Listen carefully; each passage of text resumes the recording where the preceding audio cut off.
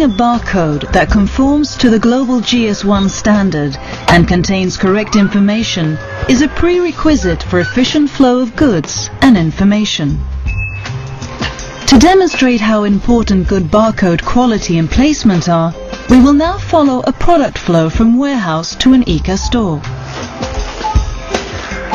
We start with a visit to ICA's distribution center in Helsingborg. ICA's Helsingborg facility is one of the most modern of its type in Europe. The level of automation is high, especially for groceries. The fewer number of hands that must be involved in the supply chain, the greater the efficiency.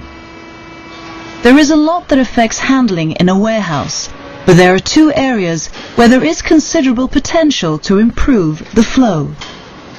And it is in the interest of everybody in the distribution chain out to the store that the flow is as efficient as possible. This is about the labels and the pallets that arrive at the Helsingborg warehouse. Let's begin by looking at the labels. Pallets of goods arriving at the warehouse are scanned automatically.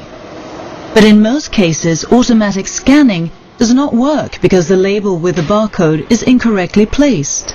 Perhaps it's missing, possibly has the wrong information, or the wrong format, or has had another label stuck on top of it. Those pallets that are rejected by automatic scanning have to be scanned manually in order to get into the warehouse. Every time this happens, capacity is reduced.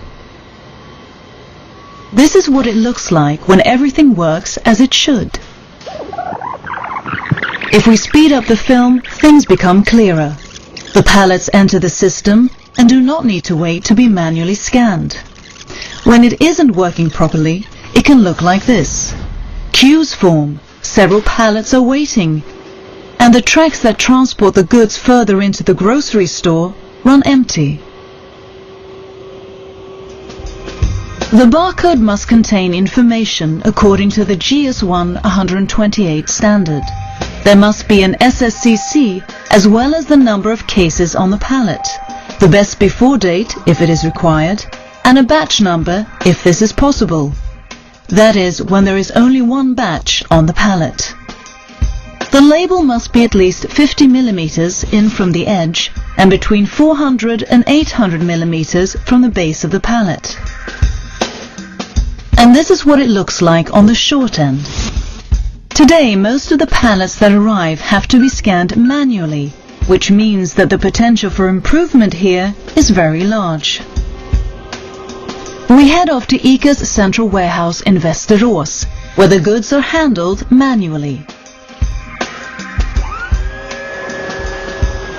The cases are picked off the pallet and scanned to ensure that the right products are delivered to the right ICA store.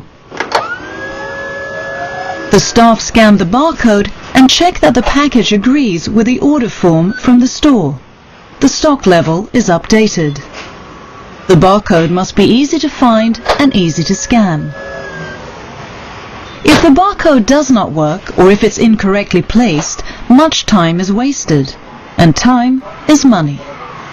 In addition, there is a risk that the case gets damaged if it must be opened in order to scan the barcode on a consumer package. This is another unnecessary cost, which can be avoided if the barcode is correct from the beginning. In worst case, the outcome is loss of traceability of the case or the wrong product being delivered to the store. The barcode on a case must contain information according to the GS1 128 standard. That is, GTIN, GS1's item number, best before date if required, and batch number where possible. When the goods arrive at the ICA store, the packages are scanned again and checked against the order to ensure that the right products in the right quantities have been delivered. When you as a consumer go shopping, you want it to be efficient and quick. You also want to come home with exactly the goods you plan to buy. When a barcode cannot be read at the checkout, more time is wasted. Barely 2% of all barcodes are unreadable, according to a Swedish study carried out in 3 Swedish retail stores where all items were scanned. A queue builds up. This is frustrating for the consumer, who might in the end decide not to buy the chosen product, or choose a competitive product in order to get to the checkout quicker, or use self-scanning. In the worst case, the poor barcode quality will perhaps result in the consumer leaving the store without paying for the product. For many consumers, getting the right information on the receipt is important. A correct barcode which is readable at the checkout ensures this.